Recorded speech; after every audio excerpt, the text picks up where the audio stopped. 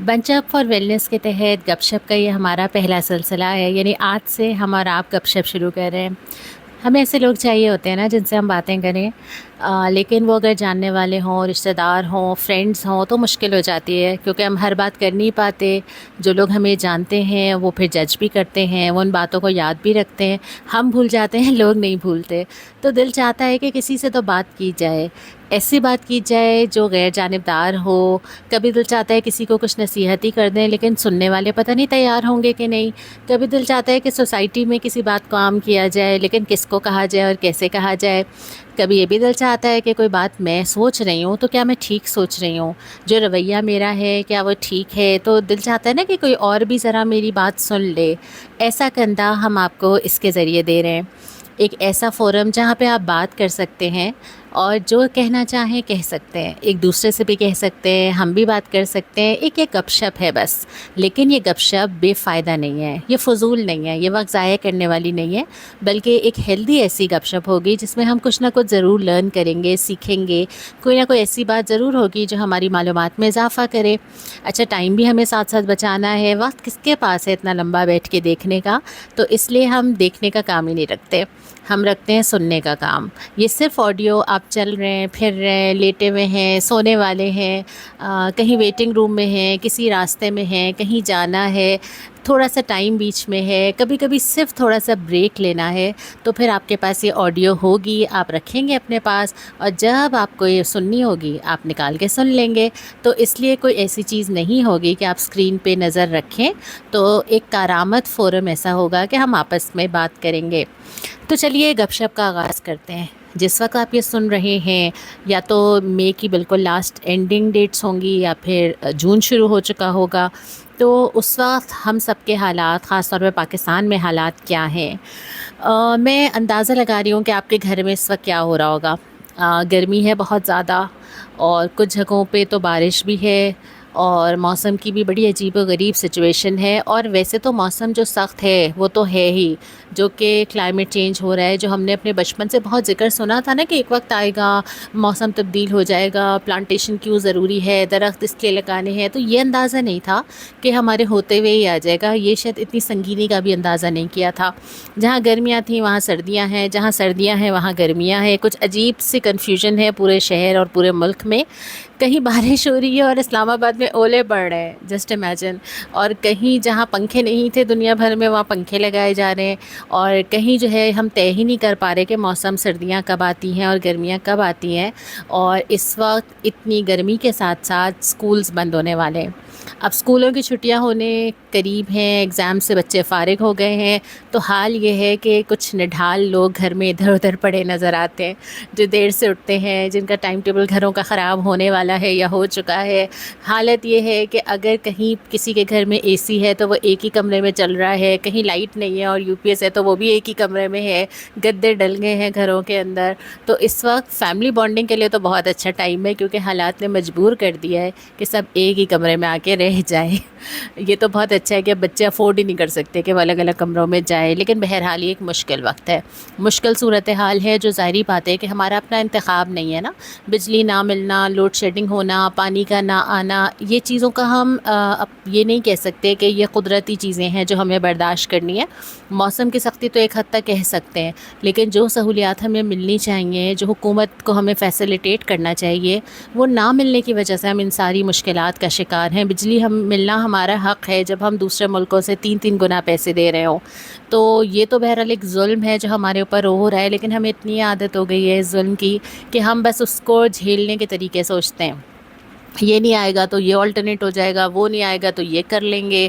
جن لوگوں نے کہیں سولر لگوا لیا تو وہ بس آسمان پہ دیکھنے لگے۔ پتہ نہیں، شاید یہ اللہ کی طرف سے، میں کیا کہوں، یہ اچھی چیز ہے کہ انسان کی نگاہ بار بار آسمان پہ جا رہی ہے، کہیں بادل تو نہیں آ گئے، دھوپ صحیح نکل رہی ہے کہ نہیں نکل رہی، اوپر دیکھے جا رہے ہیں ہم بار بار۔ جنہوں نے جنریٹر لگایا وہ پیٹرول ہے نہیں ہے اس کے لیے ہلکان ہے، جن کے پاس جو ہے وہ یو پی ایس ہے تو بیٹریز کتنی پرانی اور کتنی نئی ہیں۔ عجیب زندگی جو ہے وہ ان کاموں کے بجائے جس میں کہ بامقصد طریقے سے انسان کر پاتا، کتنا المیہ ہے کہ ہم بیسک ضروریات پوری کرنے میں ہلکان ہو رہے ہیں۔ سب کچھ ہو تو پھر پانی آئے نہ آئے وہ بھی آپ کے اختیار میں نہیں ہے۔ تو بہرحال یہ حالات تو نہیں ہیں ہمارے اختیار میں۔ اس کے ساتھ ساتھ سیزن چل رہا ہے عید کا، تو عید کی تیاری میں آپ کے ذہن میں جھانک کے سوچتی ہوں کیا ہو رہا ہوگا۔ بہت سارے لوگوں نے فریج ڈی فریزر صاف کر لیے ہوں گے، ایکسٹرا تھیلیاں لے کے رکھ لی ہوں گی۔ بچے جو ہیں وہ گلی محلوں میں ایکٹیو ہو گئے ہوں گے، جہاں جہاں جانور آئے ہیں بچوں کو روکنا مشکل ہو رہا ہے۔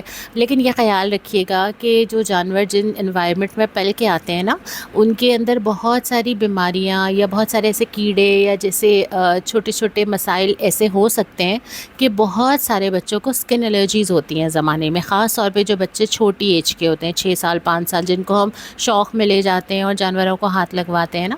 تو بہت خیال رکھیے کہ اگر آپ کے بچے شوق رکھتے ہی ہیں، ٹھیک ہے ایک تہوار ہے، اس کی اپنی سیلیبریشن بھی ہے، تھوڑا سا ہائیجین کا خیال رکھیں کہ جو کپڑے وہ پہن کے آئیں باہر سے آنے کے بعد وہ فوراً چینج کریں، گلوز پہن لیں، ڈسپوزیبل گلوز بہت سستے ہوتے ہیں، میڈیکل سٹورز پہ آتے ہیں، تو وہ گلوز پہن کے جانوروں کو ہاتھ لگائیں یا ہاتھ دھونے کا بہت زیادہ انتظام کریں، چھوٹی چھوٹی چیزوں کا خیال رکھیں تو چیزیں تھوڑی سی بہتر ہو جائیں گی۔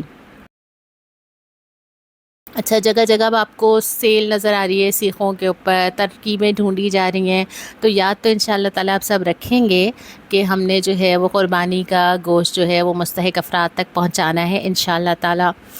ایک اور سیزن چل رہا ہے حج کا، وہ تو گزر گیا جب لوگ جا رہے تھے اور ہم دعاؤں کے لیے کہہ رہے تھے۔ موسٹلی افراد جو ہیں وہ حج کے لیے جا چکے ہیں، اور پاکستان میں تو خیر آپ کو پتہ ہی ہوگا کہ کتنی بڑی تعداد، 65,000 سے زائد تعداد جو ہے وہ نہیں جا سکی۔ اگر آپ کو نہیں پتہ تو آپ اس کو ضرور سرچ کریں، تو بڑی ہر جگہ آپ کو خبر مل جائے گی۔ تو بہت دکھ ہوتا ہے نا ان لوگوں کے بارے میں سوچ کے، یا تو آپ نے زندگی میں ارادہ ہی نہیں کیا ابھی، یا آپ کے وسائل ہی نہیں ہے نا، تو صبر پھر بھی آ جاتا ہے۔ لیکن جو زندگی میں شاید ایک یا دو دفعہ، بہت لوگ تو شاید ایک دفعہ بھی نہیں کر پاتے، تو جب آپ پوری زندگی کا سرمایہ جمع کریں اور حج کے لیے اپلائی کریں اور پیسے جمع ہو جائیں، پھر آپ کو بتایا جائے کہ آپ نہیں جا رہے نا، بہت بڑا دکھ ہے یہ۔ میرے اپنے محلے میں بھی ایک فیملی ہے جو کہ اس کا شکار ہوئی ہے، تو ایک عجیب سی نا کیفیت، یہ صرف یہ نہیں ہوتا کہ آپ جا رہے ہیں اور نہیں جا رہے، آپ کو یہ وہ والی کیفیت نے ہٹ کیا ہے ان لوگوں کو کہ ہمارا بلاوا نہیں تھا کیا؟ یہ اللہ تعالیٰ ہمیں اپنے پسندیدہ بندوں میں شمار نہیں کرتا، یا اللہ نے مجھے آنے ہی نہیں دیا؟ یہ جو ڈپریشن ہوتا ہے نا، یہ بھی آزمائش ہی ہے بہرحال اللہ تعالیٰ کی، لیکن بہت مشکل ہے یہ۔ اور جو لوگ پہنچ گئے ہیں خوش نصیب لوگ، اب تو بس حج کی تیاریاں ہی چل رہی ہیں، تو گرمی، چھٹیاں، عید، حج، پتہ نہیں کیا کیا ہمارے آس پاس چل رہا ہے۔ بہت سارے لوگ اس وقت روزے رکھ رہے ہیں۔ تو اس سے پہلے کہ آپ کی گپ شپ کے اوپر آؤں، یہ تو وہ باتیں تھیں نا جو میں نے آپ سے کر لی، کچھ باتیں میرے پاس پہلے کی رکھی ہوئی تھیں، کچھ ایسے ای میلز یا کویشچنس بھی تھے جو پہلے کبھی ڈسکس ہوئے تھے، تو چونکہ پہلا ایپیسوڈ ہے ابھی، تو آپ نے مجھے نہیں بھیجی کوئی بات، آپ بھیج سکتے ہیں اپنی باتیں۔ اچھا، وہ کویشچن ضروری نہیں ہے، گپ شپ تو آپ کو پتہ ہی ہے نا کیسے کی جاتی ہے، وہ کچھ بھی ہو سکتا ہے، وہ آپ کو اپنا دل ہلکا کرنا ہے، آپ چاہتے ہیں کوئی نصیحت ہے جو سب کو سننی چاہیے، آپ اسی سیشن پہ تبصرہ کرنا چاہتے ہیں، کوئی سجیشن دینا چاہتے ہیں، کوئی بھی بات جو آپ کے دل میں ہے اس بات کو پہنچا دیں۔ ای میل ایڈریس بھی آپ کے سامنے اسکرین پر ہے، واٹس ایپ کا بھی نمبر آپ کے سامنے ہے، بہت مشکل نہیں ہے، اور اگر آپ چاہیں کہ آپ کا نام نہ لیا جائے تو آپ مینشن کر دیں۔ ویسے ہم جنرلی کوشش کریں گے کہ ہم نام نہ بھی لیں، سوائے اس کے کہ آپ خود ہی کہیں کہ ہاں میرا نام لے لیجئے۔ تو کچھ ایسی چیزیں میرے پاس پہلے کے رکھی ہوئی جو تھیں، وہ میں نے سوچا کہ کچھ کویشچنس ہیں وہ میں یہاں پہ لے لیتی ہوں، ظاہر ہے ایک دوسرے کی باتوں سے بھی ہمارا بھلا ہی ہو جاتا ہے۔ اچھا، ایک چیز میرے پاس یہ آئی تھی کہ میں پردہ نہیں کرتی، ایک خاتون نے مجھے ڈسکس کیا تھا مجھ سے کہ میں پردہ نہیں کرتی، لیکن میں مطلب نماز پڑھتی ہوں، میں اللہ کو راضی کرنا چاہتی ہوں، میں اچھے اخلاق سے پیش آتی ہوں، لیکن جب میں دین کی بات کرتی ہوں نا تو مجھے یہ کہہ کے فوراً چپ کروایا جاتا ہے کہ تم کون سا دین پہ عمل کرتی ہو، جبکہ مجھے پتہ ہے کہ میں کتنا اسٹرگل کر رہی ہوں اس کے لیے، اور میں کتنی کوشش کر رہی ہوں، لیکن یہ آسان تو نہیں ہوتا اپنا لائف سٹائل چینج کرنا، جو میں نے کبھی نہیں کیا۔ لیکن مجھے ایسا لگتا ہے کہ ہم نے جو ہے وہ کیٹیگرائز کر دیا ہے کہ دیندار کون ہے اور غیر دیندار کون ہے۔ تو یہ پڑھ کے مجھے مولانا مودودی کی کتاب خود بات یاد آئی، جس کے اندر انہوں نے لکھا ہے، اور بھی کتابوں میں لکھا ہے، تحریک اسلامی کا اخلاقی بنیادیں غالباً نام ہے، اس میں بھی کہا ہے کہ بات یہ نہیں ہے کہ اللہ تعالیٰ صرف ظاہری حلیے کو دیکھتا ہے نا، پہلے جو ایمان شروع ہوتا ہے وہ آپ کے اندر سے ہوتا ہے. ظاہر میں تبدیلیاں بہت مشکل سے آتی ہیں، اور اگر آپ بہت جھٹپٹ کر لینا وہ یا تو ٹیمپریری ہوتی ہیں یا فیک ہوتی ہیں. سب کے لیے نہیں ہوتی لیکن ایسا ہو سکتا ہے. بہت سوچ سمجھ کے جب انسان ہمیشہ کے لیے اپنی زندگی تبدیل کرتا ہے، اس میں وقت تو لگتا ہے نا.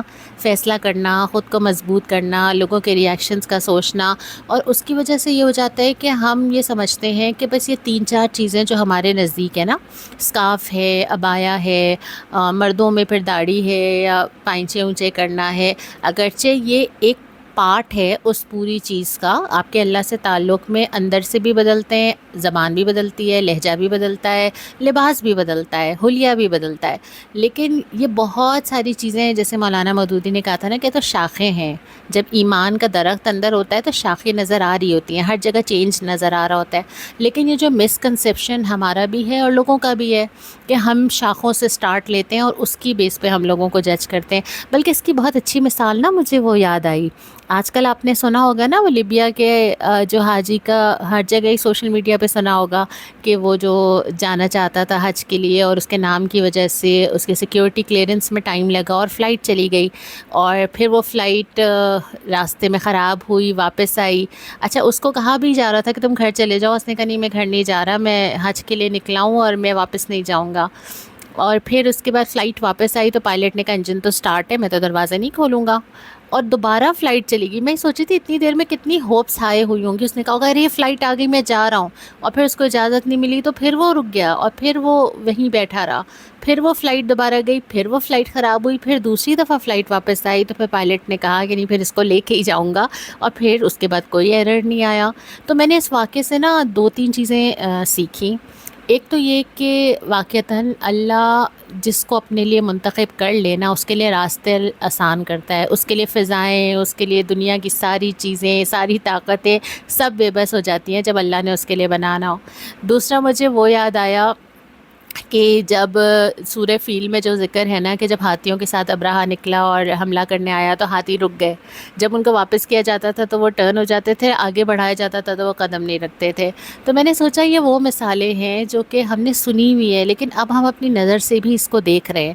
پھر میں نے یہ بھی اس کے ساتھ سوچا کہ اس انسان کے حلیے میں جب اس کی پکچر سرکولیٹ ہوئیں، اس کی تو داڑھی نہیں ہے، یہ تو مولوی ٹائپ کا بھی نہیں لگ رہا مجھے.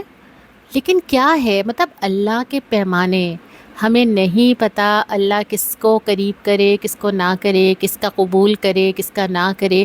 تو جتنا زیادہ آپ قرآن حدیث پڑھتے ہیں، جتنا آپ دیکھتے ہیں کہ ایک چھوٹی چھوٹی نیکیوں سے کسی کو جنت میں داخل کر دیا گیا، جتنا ہم یہ دیکھتے ہیں کہ بہت سارے ایسے لوگ ہیں جو بڑی بڑی ثواب لے کر آئیں گے، عالم ہے، شہید ہے، لیکن وہ بھی قبول نہیں کیا جائے گا. تو جتنا آپ نے یہ سب پڑھا ہوتا ہے نا اتنا آپ لوگوں کو جج نہیں کرتے. اور اگر کوئی آپ کو جج کر رہا ہے تو اس نے نہیں پڑھا ہوا، آپ نادان ہی سمجھیں نا اس کو. لیکن ہم یہ کوشش کریں کہ ہم کسی کو اس طرح جج نہ کریں نا، ہم یہ پیرامیٹرز نہ بنا دیں. ہمیں نہیں پتہ کس کی کیا چیز اللہ کو پسند آ جائے، چھوٹی سی نیکی پسند آ جائے اور بڑی سی بھی نہ آئے. تو اس کا خیال رکھنا. ایک اور اسی سے ملتا جلتا کویشچن یہیں لے لیتی ہوں کہ بسا اوقات تزکیہ نفس کا رویہ شدت پسندی پیدا کرتا ہے اور ہمیں لگتا ہے ہم لوگوں کے درمیان اجنبی ہیں. ایسے میں کیا کیا جائے؟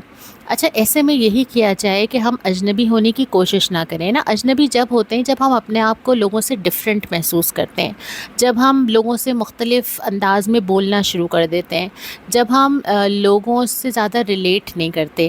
دنیا کی کوئی بھی ملک ہو یا دنیا کی کوئی آبادی ہو یا کوئی انسان ہو نا، وہ کبھی بھی ایسا نہیں ہے کہ اس کو کسی بولنے یا سننے والے کی ضرورت نہ ہو نا.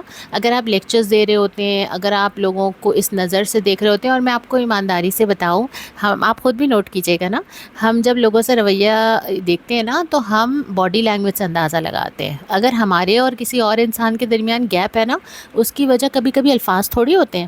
ہم نے کچھ بولا نہیں ہوتا، اس نے ہمیں کچھ نہیں بولا ہوتا، ہم یہ بھی نہیں کہہ سکتے ہم نے اس کو کوئی بات کہی ہے.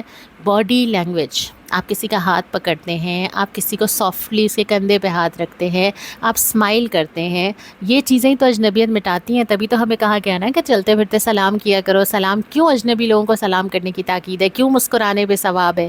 کہ آپ کی یہ جو باڈی لینگویج ہے یہ اجنبیت ختم کرتی ہے. اچھا، ایک اور اس کے اندر لفظ ہے تزکیہ نفس کی وجہ. تزکیہ نفس کوئی وجہ نہیں ہے گیپ پیدا کرنے کی. تزکیہ نفس جتنا زیادہ ہوگا، جتنا آپ اللہ سے قریب ہوں گے نا، اتنا زیادہ آپ کو اللہ کی مخلوق سے محبت ہوگی اور اتنا زیادہ آپ کے اندر عاجزی آئے گی. تو کہیں نہ کہیں کوئی نہ کوئی چیز گڑبڑ ہے ضرور، جو کہ انشاء اللہ تعالیٰ ٹھیک ہو جاتی ہے وقت کے ساتھ ساتھ. اچھا، ایک اور یہ ہے کہ ہم کسی کو اپنا مسئلہ سناتے ہیں اور ہمارا دل چاہتا ہے کہ وہ ہمیں حل بتائے، لیکن وہ حل کے بجائے نقص نکالے تو ہمیں اور ڈپریشن ہو جاتا ہے. کیا کریں؟ اچھا، ایک تو اس میں یہ بات ٹھیک کرنے کی ہے کہ جب آپ کسی کو اپنا مسئلہ بتا رہے ہیں تو آپ کیوں بتا رہے ہیں. اگر آپ چاہ رہے ہیں کہ وہ وہی بولے جو آپ سوچ رہی ہیں تو یہ تو بڑی بیوقوفی ہے، اور ایسا انسان ٹھیک بھی نہیں ہے بتانے کے لیے نا، کہ آپ کسی شخص کو کہہ رہی ہیں کہ بس دیکھو میں ٹھیک کر رہی ہوں، تم نے جواب میں ہاں ہی بولنا ہے، میں جو سوچ رہی ہوں تم نے کہنا ہی یہی ہے کہ ہاں آپ صحیح سوچ رہی ہیں نا. پھر تو آپ وہیں رک جاتے ہیں، پھر تو آپ ایک طرفہ بات سوچنے لگ جاتے ہیں. ایک بہت پہلے کی بات ہے کہ میری ایک دوست تھی اور میں ان کو ایسی کوئی اپنا پرابلم بتائی تھی نا، تو وہ دوسری سائڈ لے رہی تھی نا، کسی اور کی سائڈ لے رہی تھی. تو میں نے ان سے یہ بولا کہ آپ کو میں مسئلہ بتا رہی ہوں اور مجھے ایسا لگ رہا ہے کہ آپ میرے ساتھ نہیں ہیں، مجھے ایسے کیوں لگ رہا ہے کہ آپ ان کے ساتھ ملی ہوئی ہیں. یہ بہت پہلے کی بات ہے. تو انہوں نے مسکرا کے کہا کہ انصاف کا تقاضا ہی یہی ہے کہ آپ کو ایسا لگے. مطلب اگر میں آپ کے ساتھ ہی ملی ہوں تو میری خیر خواہی کیا ہے، مجھے تو آپ کو دوسرا اینگل دکھانا ہے اچھی طرح، خیر خواہی کے ساتھ، محبت کے ساتھ. تو جو شخص آپ کو دوسرا اینگل دکھاتا ہے نا، وہ بہت قیمتی ہوتا ہے، کیونکہ وہ اپنی پوزیشن خراب کر رہا ہوتا ہے. آپ کو پتہ ہے بہت سارے لوگ نا آپ کو آپ کی غلطیاں نہیں بتاتے، کیونکہ ان کو آپ سے اچھے ٹرمز رکھنے ہوتے ہیں، اور وہ کوشش کرتے ہیں کہ آپ کے ہاں میں ہاں ملائیں، آپ جو چاہے کر رہے ہو، آپ کا مسئلہ ہے، لیکن یہ کہ آپ مجھ سے خوش رہیں، میں آپ سے خوش رہوں. تو اگر کوئی ایسا فرد ہے جو آپ کو پوائنٹ کرتا ہے، اچھا یہ امپورٹنٹ ہے کہ وہ پوائنٹ کرتا کیسے نا، یہ تو آپ ضرور دیکھیں. اس کا یہ مطلب نہیں ہے کہ کوئی آپ کو باتیں سنائے یا آپ ہی کو ہر وقت قصوروار کہے. تو ایسے شخص سے تو ڈسٹینس ہی کرنا بہتر ہے. نقص نکال نکال کے آپ کو ڈپریشن میں نہ ڈالے، لیکن کم از کم آپ کے ایسے دوست ہونے چاہیے جو آپ کو سکون کے ساتھ ایک اور اینگل دکھائیں. آپ کا کسی سے کوئی پرابلم ہے تو وہ آپ کو بتائے کہ دیکھو وہ ایسے سوچ رہا ہوگا، اس کے پوائنٹ آف ویو سے چیزوں کو دیکھو، یہاں پہ تم ایسے ریئیکٹ کر دیتی تو زیادہ بہتر ہوتا، یہاں پہ یہ مسئلہ اس طرح حل ہو سکتا تھا، یا تم زیادہ محسوس کر رہی ہو، یا تم اس وقت غصے میں ہو، تھوڑا ٹائم لو، اتنی بڑی بات نہیں ہے. تو ایسے لوگوں کو تو بہت سنبھال کے رکھنا چاہیے. لیکن یہ آپ ضرور دیکھیے گا کہ اگر وہ فرد آپ سے خیر خواہی میں کرے. ورنہ پھر اگر کوئی ایسا شخص ہے جو کہ بس آپ ہی کے اگینسٹ ہو گیا، تو پھر آپ خود ہی احتیاط کریں کہ آپ نے کس سے بات کرنی ہے اور کس سے بات نہیں کرنی. اچھا، ایک اور یہ ہے کہ میرے بچے سچ نہیں بولتے تو میں کیا کروں، ان کے اندر یہ عادت کیسے ڈیولپ کروں. اچھا، بچوں کے اندر مجھے آپ نے بچوں کی ایجز نہیں بتائی نا. اگر آپ یہ کہہ رہی ہیں کہ سچ نہیں بولتے تو اتنی تو پرسنالٹی ان کی بن گئی ہوگی کہ آپ نے اس طرح لیبل کیا ہے. ظاہر 2 سال 4 سال کے بچے کو آپ ایسے لیبل تو نہیں کر سکتے نا، وہ تو ابھی خود ہی اس کا جو ہے وہ وہ ہو رہا ہوتا ہے، براٹ اپ ہو رہا ہوتا ہے. تو اگر وہ بچہ اتنا بڑا ہو گیا ہے تو پھر 2 وجہ ہو سکتی ہیں. ایک وجہ تو یہ ہو سکتی ہے کہ تربیت کا وہ زمانہ گزر گیا اور آپ کا اس وقت فوکس کمزور رہا ہے. مثلاً یہ کہ سچ بولنے کی بنیاد اتنی بچپن میں ہو جاتی ہے کہ جیسے آپ صلی اللہ علیہ وسلم نے فرمایا تھا نا کہ اگر تم کوئی چیز دینے کا وعدہ کر رہی ہو ایک صحابیہ سے، تو بچے کو اگر تم نے وعدہ پورا کرنا ہے تو کہو، ورنہ یہ جھوٹ شمار ہوگا.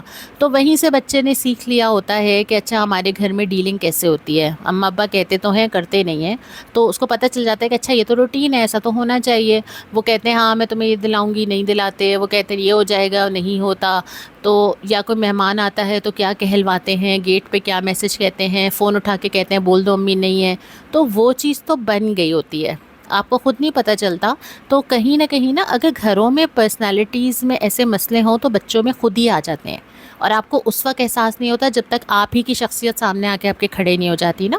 اچھا، اب ہوتا کیا ہے کہ ہم بچوں کو ریئلائز نہیں کرتے کہ ہم نے ہی بولا ہے یہ سارا کچھ نا، اور ہم سمجھتے ہیں بڑے ہوگا تو اس کے اندر نا کچھ ویلیوز آ جائیں گی، اس کو صحیح غلط پتہ ہوگا تو اس کو پتہ ہوگا. ایسا نہیں ہوتا، آپ بہت چھوٹی عمر سے سکھا دیتے ہیں، انہیں کو وہ نارمل سمجھتے ہیں. دوسرا یہ ہو سکتا ہے کہ آپ نے ایسا کبھی نہ کیا ہو، لیکن بعد میں جا کے اس کے اپنے کوئی تجربات ایسے رہے ہوں یا اس کے اپنے دوست ایسے بن گئے ہوں جس کی وجہ سے یہ عادت پڑ گئی ہو. لیکن ہر عمر میں نا بہتر ہو سکتا ہے انسان. بہت چھوٹا بچہ ہے تو گھر کا ٹرینڈ بدلنے کی ضرورت ہے، بڑا بچہ ہے تو اس سے بات کرنے کی ضرورت ہے، ٹھنڈے انداز میں بات کرنے کی ضرورت ہے. ویسے اس سوال کی اتنی لیئرز ہو سکتی ہیں کہ میں ایک جواب مشکل ہے کہ جھوٹ کہاں بولتا ہے. اگر وہ جھوٹ کسی چیز کے توڑنے پہ بولتا ہے آپ کا ٹین ایجر بچہ، تو ہو سکتا ہے کہ اس کو آپ سے اتنا ڈر لگتا ہو یا آپ اتنا ریئیکٹ کرتی ہوں کہ وہ سچ نہ بولتا ہو، یا اگر اس کے رزلٹس اچھے نہیں آتے اور وہ آپ کو جھوٹ بولتا ہے تو اس کی وجہ کچھ اور ہو سکتی ہے۔ تو یہ پتہ کرنا پڑے گا کہ بچہ کتنا جھوٹ بولتا ہے، کب بولتا ہے، اس کی عمر کیا ہے، اور پھر وجہ پہ جا کے اس وجہ کو جو ہے وہ ایڈریس کرنا پڑے گا۔ اچھا، اس کے بعد نیکسٹ ہے کہ میں بہت سارے پلانس بناتی ہوں، مجھے پڑھنا ہے، مجھے سیکھنا ہے، مجھے کورسز کرنے ہیں، لیکن ایک پاکستانی عورت اور گھریلو عورت کے پاس اتنا وقت نہیں ہوتا۔ یہ بات کہنے میں بہت اچھی ہے کہ ہمیں کچھ اور کرنا چاہیے، ہمیں اپنی شخصیت پہ کام کرنا چاہیے، لیکن یہ کیسے ممکن ہے کہ آپ گھر، بچے اور سب کچھ دیکھیں، اس کے ساتھ ساتھ جو ہے وہ آپ اپنی شخصیت پہ بھی کام کر سکیں؟ اچھا دیکھیں، یہ سوال بہت کامن ہے، یہ بہت عام سی بات ہے، اور ہم جس سے بھی بات کرتے ہیں نا، لوگ بتاتے ہیں کہ یہ پرابلم ہے، وقت کہاں ہے، صبح سے شام ہو جاتی ہے، ٹائم نہیں ملتا۔ بالکل ایسا ہی ہے واقعتاً۔ ہماری جیسے ہم نے شروع بات جہاں سے کی تھی نا، کہ آپ کو اگر کپڑے دھونے ہیں تو آپ کو کیسے پتا کہ پانی کب آئے گا، اور پانی جس وقت آئے گا اس وقت آپ نہیں نکل سکتے، آپ اپنے آپ کو کہیں اور نہیں پھنسا سکتے، بالکل ٹھیک بات ہے۔ لیکن اگر آپ ٹھنڈے دماغ سے بیٹھ کے سوچیں گے نا، تو آپ اس کا حل نکالنے لگیں گے۔ کسی نے بہت اچھی مجھے ایک دفعہ بات کہی تھی کہ جب آپ کا ایک بچہ ہوتا ہے نا، تو آپ سوچتے ہیں کہ زندگی میں تو میرے پاس اب کچھ کرنے کا وقت ہی نہیں ہے۔ ایک اور بچہ آ جاتا ہے، وہ درمیان میں غیر محسوس طریقے سے اپنا وقت نکالتا ہے اور دونوں کو وقت ملتا ہے۔ پھر 3 ہو جاتے ہیں تو ان کا وقت ملتا ہے۔ شادی سے پہلے آپ کہتے ہیں میرے پاس کسی سے ملنے کا ٹائم نہیں ہے، اس کے بعد آپ کیسے چینج ہو جاتے ہیں؟ تو بہت فلیکسیبلٹی ہوتی ہے انسان کے اندر۔ آپ کو سوچ کے نا 2-3 کام کرنے پڑتے ہیں۔ ایک تو آپ کو ٹائم مینیج کرنا پڑتا ہے اپنا، آپ کو یہ سوچنا پڑتا ہے کہ میرے وقت میں کوئی وقت ضرور ایسا ہے جو کہیں ضائع ہو رہا ہے، ٹھیک ہے۔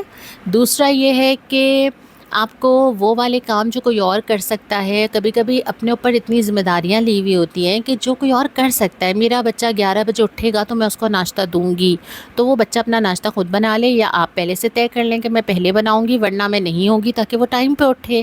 تو تھوڑا سا تو اپنے آپ کو مینیج کرنا پڑتا ہے نا، غیر ضروری کام۔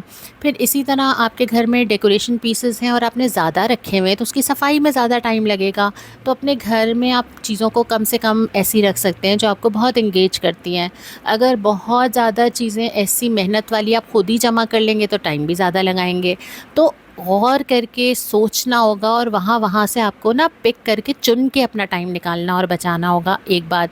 دوسری بات یہ کہ سیکھنے کے لیے آپ کو اب اتنے ذرائع مل گئے ہیں۔ اگر آپ نے قرآن کا ترجمہ بھی پڑھنا ہے تو آپ کو صرف یوٹیوب پہ سرچ کرنا ہے، اور اس کے بعد آپ کو پوری کلاسز مل جاتی ہیں۔ آپ 15 منٹ آپ آڈیو، ابھی بھی تو آپ آڈیو سن ہی رہے ہیں نا، کہیں نہ کہیں سے ٹائم نکال کے۔ تو بس تھوڑا سا مینیج کرنا ہوتا ہے۔ آگے ہم انشاءاللہ جیسے جیسے آگے آپ سے گپ شپ کریں گے تو اس پہ بھی بات کریں گے، بلکہ اگر جتنی خواتین ایسی ہیں جو کہ اس سے ریلیٹ کرتی ہیں، جن کو پتہ ہے کہ ان کا بھی یہی مسئلہ ہے کہ ٹائم مینیج نہیں ہوتا تھا اور انہوں نے ٹائم مینیج کر لیا، وہ ضرور ہمیں لکھ کے بھیجیں تاکہ ہم اگلے سیشن میں ان کے جوابات پڑھیں، تاکہ آپ کا یہ والا مسئلہ تو ہم حل کر ہی دیں اسی گپ شپ کے دوران۔ تو چلیے آج پھر گپ شپ کو اینڈ ہم نے اسی کویشچن کے اوپر کر دیا کہ اگر کسی کے پاس بالکل ٹائم نہیں ہے تو وہ ٹائم مینیج کیسے کرے، کہاں سے نکالے۔ اگلے سیشن کے لیے پھر آپ کے سامنے لائنز کھلی ہوئی ہیں، آپ سبسکرائب کریں گے چینل کو، اور آپ نے جو بات کرنی ہے آپ ای میل بھی کر سکتے ہیں اور واٹس ایپ بھی کر سکتے ہیں، اور پھر اگلے سیشن میں آپ ہی کی باتوں کے ساتھ دوبارہ آئیں گے، بنچ اپ فار ویلنس۔